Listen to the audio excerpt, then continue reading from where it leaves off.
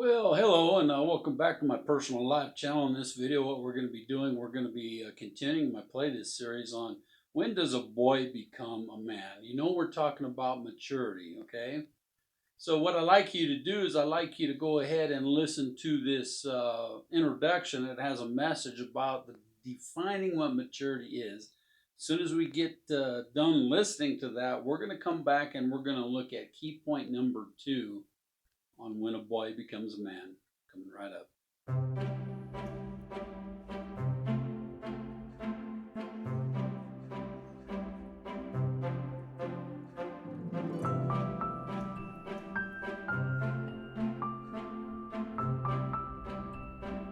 Maturity as defined. Drawing from the power and resources within yourself. Maturity is the art of being responsible for your actions, being sensitive and considerate towards others, and having the ability to change and adapt to circumstances. An emotionally mature person is always adding value to himself and those around. Well, welcome back. As I hope that you've really listened to the definition of maturity. That's the definition of the points that we're going to be talking about all the way through this playlist series. I'm going to be putting that at the introduction of all of these sessions in this playlist series. So let's get on to key point number 2. As you can see up here, personal maturity. So what do we look at when we talk about personal maturity? Well, let's look up here, and it says sufficient to be a responsible husband and father. So let's read what this article says, and then I'll talk to you about it. Christians often speak of raising boys to be men.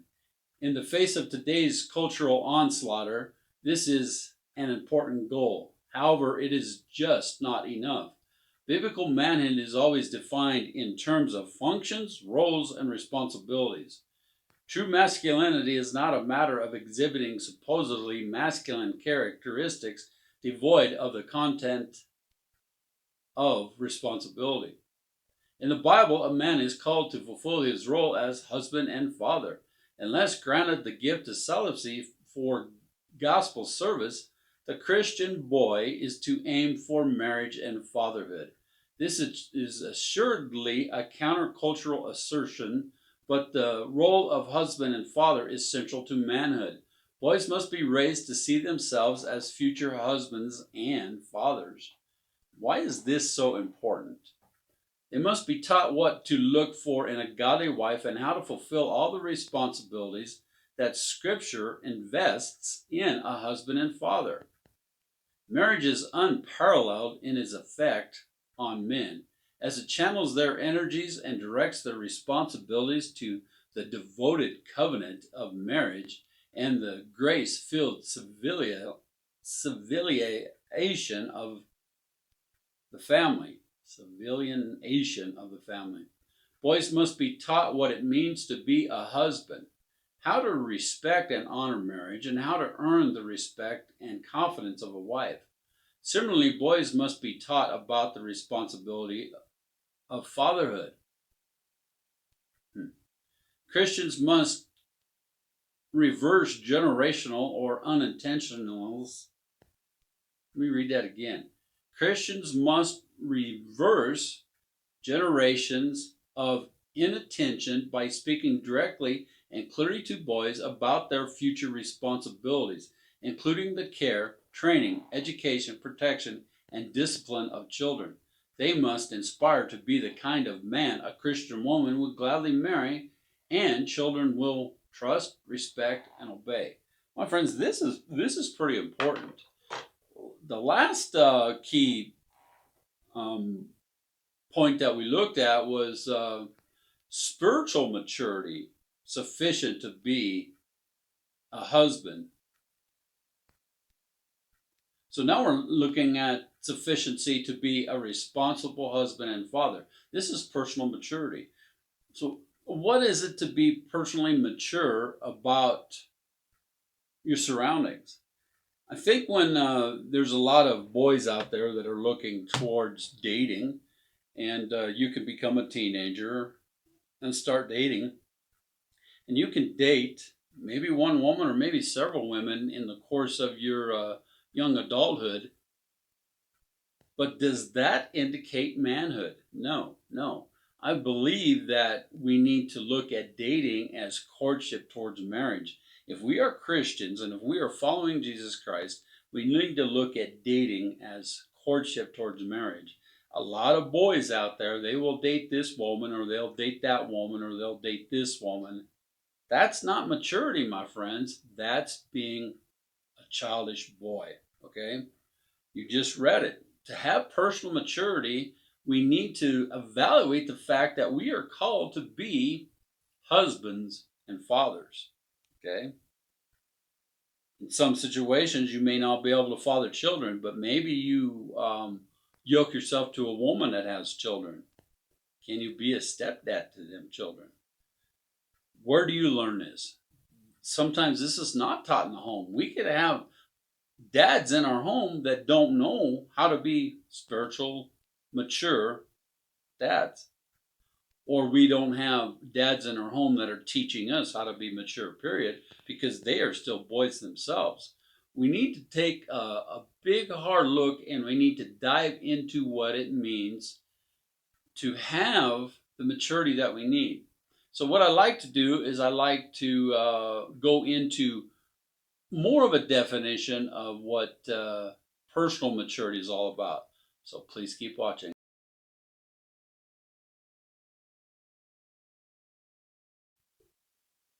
I found some, on this list that I'm looking for, 13 signs of an emotionally mature man. So I think when it's speaking of personal maturity, what it's talking about is being an emotionally mature man. So if we're going to be adequate husbands and fathers, we need to look at this for a moment. So I'm going to put the 13 points on the screen and then I'm going to read what it says. So, number one, acceptance of feelings. So, let me read what this says. Emotionally mature men don't hide from, resist, or suppress their feelings. Instead, they welcome their feelings, which flow naturally. Discomfort is a great teacher. Once you fully experience the intensity of uncomfortable feelings like pain or sadness, they will naturally flow. Your feelings won't kill you, but running from them will cause your discomfort to endure even longer. Maybe that's true. Number two, awareness of harmful patterns.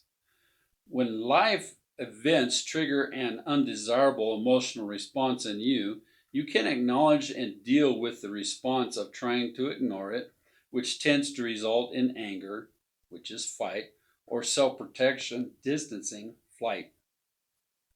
Accepting discomfort as a natural state is how you begin to uncover self-sabotaging patterns and learn to manage your responses to triggered situations. See how that all works in? Number three is striving to become more emotionally mature. If you're reading this article or watching this video, you're open to self-reflection on some level. If you're curious about the world of emotions and feelings, you've moved towards emotional maturity with intention. You have to be willing to move into the unknown, into vulnerability. Instead of avoiding feelings or running away from them, commit to welcoming them, feeling them, and working through them. That makes sense. Let's look at number four, openness to learning and growth. If you choose to remain in your old patterns, once you recognize that they are unhealthy, you will continue to experience the same problems. If instead you see this as a way to become a better person, you can begin to take the necessary risk to being more open to feelings and emotions. This leads to increasing maturity, stronger relationships, and more fulfilling life. And then number five, open communication of their feelings. Once you accept and invite your feelings in, you might not know what to do with them. It can be overwhelming. Try journaling or discussing your feelings with someone you trust. If that doesn't put you at ease enough to continue through the feelings, consider talking to a therapist or counselor. Communicating your feelings helps you label and appropriately deal with them. Now, I'm going to make a point here. I am a consultant, not a counselor. You need to check out my videos that talk about the difference between consulting and counseling. So, number 6, willingness to have difficult conversations. That's a hard one, isn't it? An ability to discuss your feelings openly in a safe space is followed by open communication in romantic relationships. Having vulnerability and emotional conversations is hard for anyone, but especially people who are sensitive and inexperienced in the language of emotion. The way you learn, as with anything, is to practice. Maintain some ground rules. Keep any arguments on the topic of current disagreements and always speak respectfully to one another. Setting the intention to have a difficult conversation with these parameters is the first step. Okay, so another key point of how we can be personally mature is number 6. It's called humility. Men have a difficult time talking about their emotions because they aren't at ease with vulnerability or interpretation of the weaknesses within themselves. Part of emotional maturity is the understanding that vulnerability requires strength. It's okay to be seen in fear or fright. You must be willing to break through the ego and get comfortable with being a beginner. So when we learn about personal maturity, we've got to be able to know that we're beginning at some point. Let's look at number 7. How can we be personally mature? Surrounding themselves with emotionally mature men. Men hear that they shouldn't cry or share their emotions on the sports field or in the workplace. So most of them don't. But there are almost certainly a handful of emotionally men in your life. Look to them for guidance. So yeah, we need to have emotionally mature men that we look for guidance. A lot of times, my friends, it's hard to find relationships with older men that can be your counsel, your wise counsel. I know that from my own personal life, and that's why I do this YouTube channel. Is that I hope that there is young boys out there or young adults that are looking at my personal life channel and realizing that, hey, this guy can help me. I don't really even have to talk to him. All I got to do is watch his videos. Okay, let's look at number 8.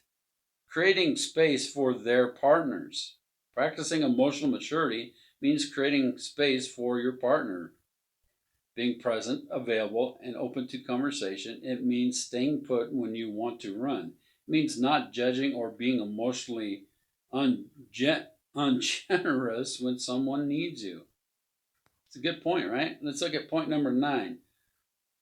Respecting boundaries. Emotionally mature men know not to hurt someone or violate their privacy. Very true. Very true. How many times when we're in a relationship, when we're having a hardship or a difficulty, how many times do we actually run and tell somebody else? That's not a sign of personal maturity, is it? Number 10, listening without fixing. None of us are therapists unless, of course, you are one. You don't have to fix someone's emotional issues or strong feelings. You don't have to do anything when others are hurt or suffering except listen in love. What does it mean to listen in love, my friends? Key point number 11, sharing without hiding. Emotional maturity or personal maturity requires sharing feelings that might initiate making you feel ashamed, bringing up hidden feelings you'd rather not bring up. It's trusting someone else enough not to hurt you and trusting yourself to be able to recover if you get hurt. Number 12 here, being compassionate and empathetic. Being compassionate means that we have a love in our heart, and then we can understand the pain of somebody else. Emotional maturity means trying to understand someone else's feelings. It means shifting your perspective. So you put conflict resolution above your desire to be right, and not attacking her when she expresses emotions that might frighten you. It's practicing tolerance and patience. And number 13 is called emotional generosity. You realize that your role to be there for support. Yep. You are there to uplift rather than to win at all costs. Experiencing fear or pain or self consciousness doesn't mean you're losing and shouldn't trigger aggression. Humility means experiencing these things. This isn't a game and you're not losing. Being emotionally mature means that you're caring and comforting. That's a good one. It means you can nurture a great relationship, and that's always a win, it says here. That's on Discovery that I looked up. I think what's important, my friends, in this playlist of When Do Boys Become Men, it's all about maturity. And I think one of the key points that I can talk to you about is not just defining it, but how do we do these steps? How do we, if we have a key point of being spiritually mature, how do we do that? If we have a key point of being personally mature, how do we do that? Those things are all coming up in this playlist. We've got 11 more to go, so 11 more weeks of this. My friends, I hope that you enjoyed this video, and I hope that you got something out of it. If you liked it, would you give me a thumbs up? And it never hurts to subscribe to my channel to get notifications. My friends, may God bless you. May His light shine upon you. May Jesus always bring you joy. I'll see you soon.